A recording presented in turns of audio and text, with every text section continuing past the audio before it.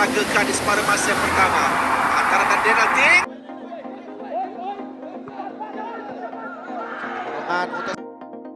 Sebuah skuad bola sepak akan meliputi beberapa bahagian seperti penjaga gol, pertahanan, tengah serta serangan dan semua jentera tersebut mempunyai peranan masing-masing untuk membantu pasukan mendapat mata.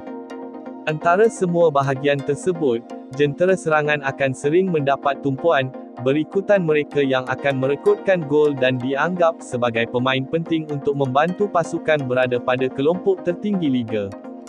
Namun hakikatnya untuk merekodkan jaringan, bahagian tengah seperti Center Attacking Midfielder, CAM, perlu memainkan peranan penting semasa menyerang dan memberi hantaran kepada penyerang. Antara beberapa pemain tengah skuad kebangsaan yang dilihat sering memainkan peranan sebagai CAM ialah tonggak naturalisasi, Lee Andrew Tak dan juga ketua pasukan Kuala Lumpur City FC, Paulo Josue. Menjadi kebimbangan penyokong apabila kedua-dua tonggak berkenaan semakin berusia dan semestinya barisan pemain muda kini diharap untuk menggalas tanggungjawab berkenaan apabila mewakili skuad negara. Bagaimana Aaron sudah pun menempatkan diri. Jaya melepaskan untuk Raul Sanifah. 4 pemain muda yang berpotensi menjadi CAM ataupun pemain tengah posisi lain dan seterusnya menjadi aset kelab serta skuad kebangsaan. Pertama, Haikal Danish, dari pasukan Selangor FC 2. Nama tonggak tengah Selangor 2, Haikal Danish mula meningkat naik apabila pada musim lepas dia merupakan salah satu pemain skuad bawah 19 tahun negara memenangi saingan Piala AFF bawah 19 tahun yang berlangsung di Jakarta, Indonesia. Pada saingan Piala AFF bawah 19 tahun, Haikal menyumbang 1 gol ketika pasukan kendalian Hassan Sazali Waras menewaskan Vietnam pada aksi separuh akhir dengan keputusan 3-0, sekaligus mara ke pentas final bertemu dengan pasukan Laos.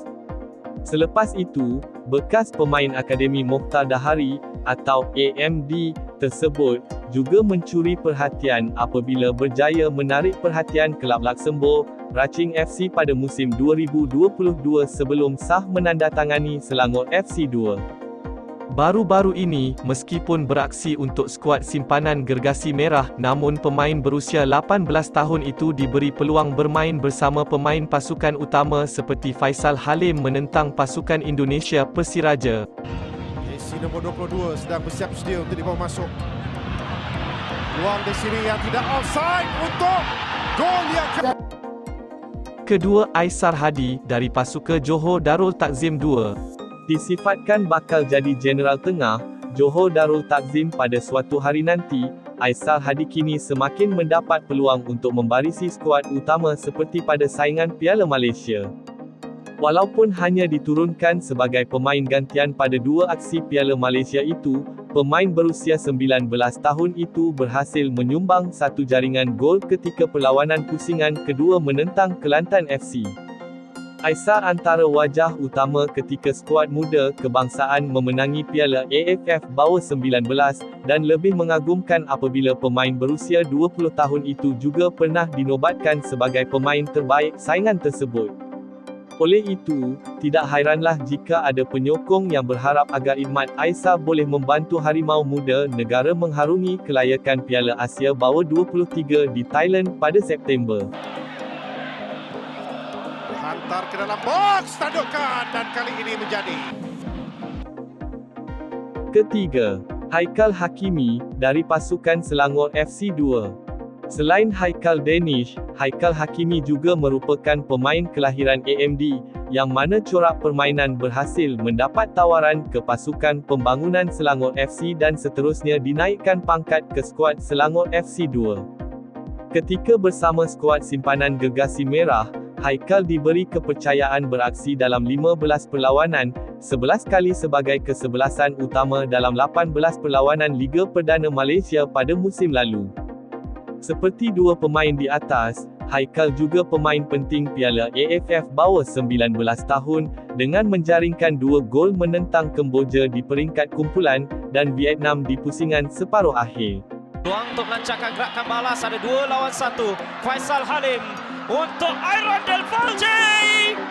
Dan, keempat, Daryl Sham, dari pasukan Johor Darul Takzim 2. Pemain kacukan Malaysia Filipina, Daryl Sham, juga antara tonggak utama yang mampu beraksi sebagai pemain tengah dan penyerang untuk pasukan kendalian Mariano Echeverra untuk musim ini.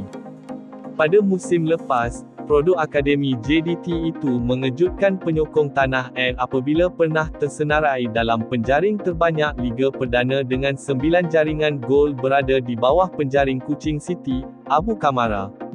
Sejak diberi peluang menyertai pasukan utama Harimau Selatan pada musim lepas, pemain bertubuh kecil itu berhasil mencetak 1 jaringan gol dan 3 hantaran bantuan dalam 5 aksi meliputi Piala Malaysia, Liga Super dan Piala FA. Lepas silang Ramadan Saifullah. Ramadan cuba untuk mendapatkan